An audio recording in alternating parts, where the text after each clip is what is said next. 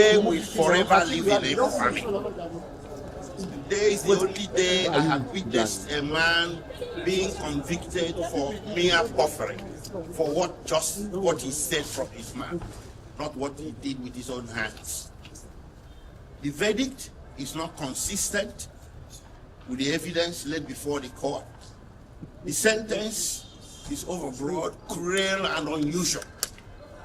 How can you convict a man for making mere broadcasts from a location that was never named, and he never tied that broadcast to any single incident of violence, or even someone slapping someone, not to talk of terrorism?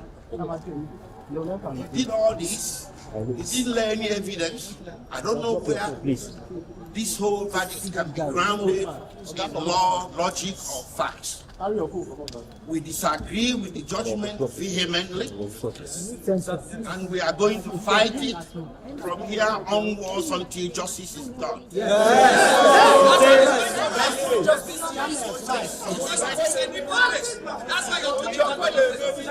Judgment, politics is based on some tribal, primordial sentiments. Just because Nnamdi Kanu is Igbo. An Igbo man has become the person in Nigeria that should be trampled upon. I'm not saying this because I'm Igbo. I'll say it for the Hausa or Yoruba who gets trampled upon. But today we saw an Igbo man being trampled upon, and by God Almighty, we are not going to allow it. Nobody is going to trample on me. Nobody is going to trample on Nnamdi Kanu. Nnamdi Kanu is not a terrorist.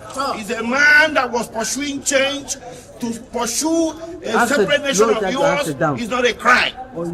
So in Nigeria today, if somebody says don't be silly, you get convicted. Nnamdi Kanu may broadcast, and so what?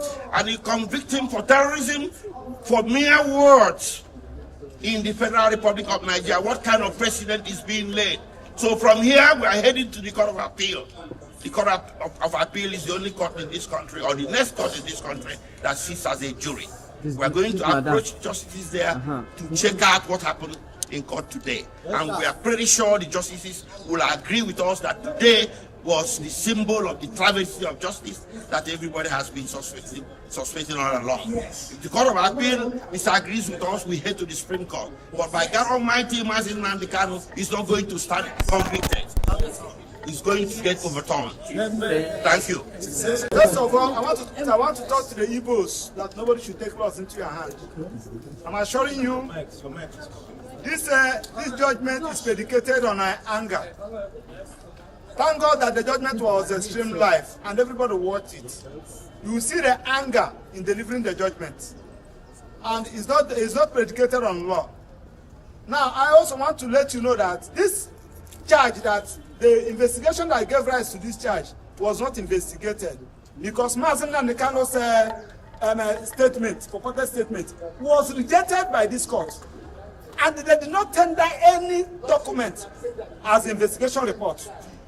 That is to say, the investigation was not, the offense was not investigated. Having said that, also something that happened in court today, Nnamdi Kanu filed a matter in Court of Appeal, and he's asking, my lord, that particular matter I filed in Court of Appeal anchored on this particular issue. Please, can you just suspend this judgment? Let Court of Appeal direct what to do. My lord refused. Now, on the issue of anger, you journalists will bear with Nnamdi Kanu that government, Nigerian government, and the judiciary are not fair to Nnamdi Kanu. What do I mean? Nnamdi Kanu was given judgment by Court of Appeal. Federal government refused to comply with that judgment given by Court of Appeal until after 8 days before the appeal against it. When we get to the Supreme Court directed the prosecution what to do. Amend this particular charge. Nnamdi Kanu was saying that, please, can you amend this charge? They refused. With the combined effect of all this, I'm assuring you that this judgment will not stand, and the Court of Appeal will do justice to it. Now, I also want to plead with judiciary. Nnamdi Kanu is representing himself, because the court has given the prosecution a blanket order to detain Nnamdi Kanu wherever they want. They should detain Nnamdi Kanu where we have access to file his appeal, because he has 90 days to file his appeal. And the judge said that the judgment will be ready in the next 15 minutes. And also enjoy the media. We have the record of proceedings from the day the matter came to this till today. I want you to check the record of proceedings and evidence tendered, reconcile it with the judgment. Now you now see what we are talking about. You are bringing British into this matter, bringing America into this matter. You are now trying to so that the British and America will be against Nnamdi Kanu. Something that was not an issue, that was never tendered, that was never given evidence on, and they are raising the issue. So this is a judgment against the Igbos. This is a judgment against the good people of Southeast, and it's because of Nnamdi Kanu is an evil. You cannot give this kind of judgment to a northern. You cannot give it to a southwestern. You cannot give it to another tribe in Nigeria apart from the Igbos. And we are going to start against it, because it has happened in this country against some other persons, including Abiola.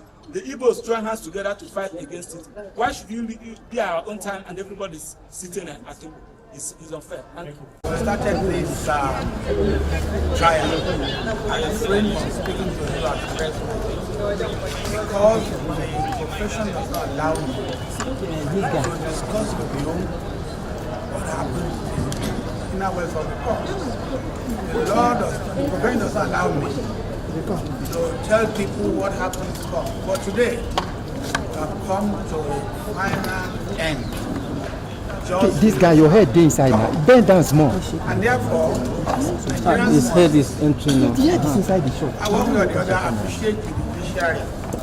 To remember, just last Monday, the president was saying, at any time when Nigeria is in big trouble or things, the judiciary has always come to the aid to salvage Nigeria. Again, the judiciary has salvaged Nigeria from the laws, from oppression, prescribed IPOB. The court has also pronounced death sentence on Eastern Security Network, which was the military wing, IPOB. Today, God has brought an end to injustice, oppression, suffered by our brothers and sisters of the eastern states of Nigeria. They will not be able to sleep with their two eyes closed. What is important is that every Nigerian must consider issue of security as his personal business. When you look away, when you compromise, or when you show fear, you are encouraging the miscreants, the vandals, the criminals, the terrorists to fester. This issue ought not to have festered for that long. Nigeria is our own country. We have no other country we can call our own. Secondly, it is our responsibility as Nigerians to help the government by way of information. To have during the trial information concerning how several heads of human beings were used to bury somebody who is a criminal. So just because people are afraid, we all must be courageous enough to confront terrorism, criminality, and all sort of things. I know that, political insinuations or perspective will be put to this matter. I was in court in there when somebody was saying, oh, Yoruba, oh, Hausa, oh, Igbo. We are all Nigerians. We must love one another. We must not compromise the security of the country on the basis of those primordial sentiments. So I congratulate Nigeria today for seeing the end of this, and let it be a warning. Those who may think they are bigger than Nigeria. Nigeria is bigger than every one of us. The law is bigger than every one of us. And the law will take its course to deal with miscreants, to deal with terrorists, to deal with criminals. You know, all of us are victims when we keep quiet. All of us are victims when we don't do what we ought to do. Therefore, let everybody be